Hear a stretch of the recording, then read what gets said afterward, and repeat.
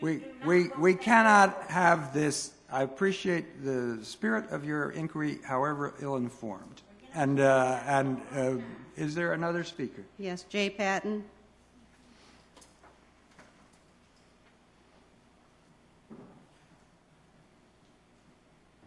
That's an interesting act to follow. Yeah.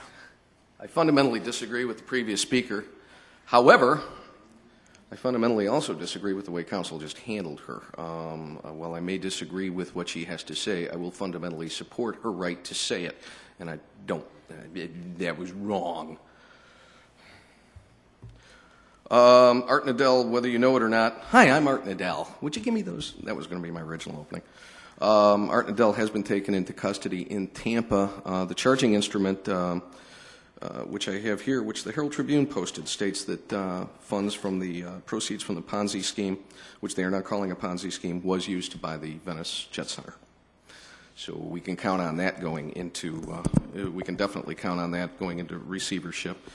And it was funny because this book came out in the middle of all of this. And why am I going to go backwards 8 or 9 years? Because it is very on point to what has been going on now. This is a book by David Ray Griffin that just hit the presses. He's emeritus professor of philosophy at Claremont Graduate University. It's called 911 Contradictions, an Open Letter to Congress and the Press. And it's by David Ray Griffin. I got this from the news section in the library. It goes back over the 9/11 report from Congress.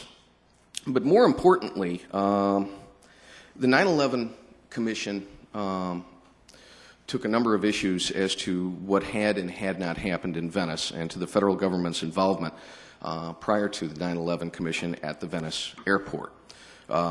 Those findings were in direct contradiction with the things that Dan Hopsicker had documented in his book, Welcome to Terrorland, and also in the news reports that he had put up on the web.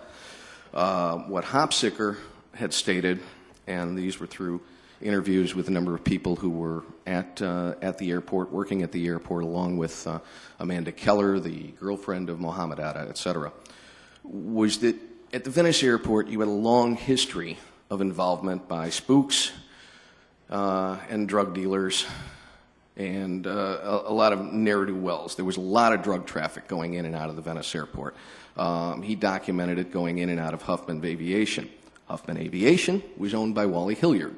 A few months after the 9/11 accident, Hilliard's owned jet, which had been flying in and out of the Venice Airport on a rather regular basis, was seized in Orlando with the largest cocaine bust ever in the state of Florida. All of the operators were released. The plane was returned to Hilliard. Hilliard was a big fundraiser for the Republican Party at the time. Hopsicker's gist from that and the other interviews was that Venice Airport was a major hub for the importation of drugs. Congress said no. David Ray Griffin says Hopsicker got it right. And he also gives credit to Hopsicker on a number of other issues.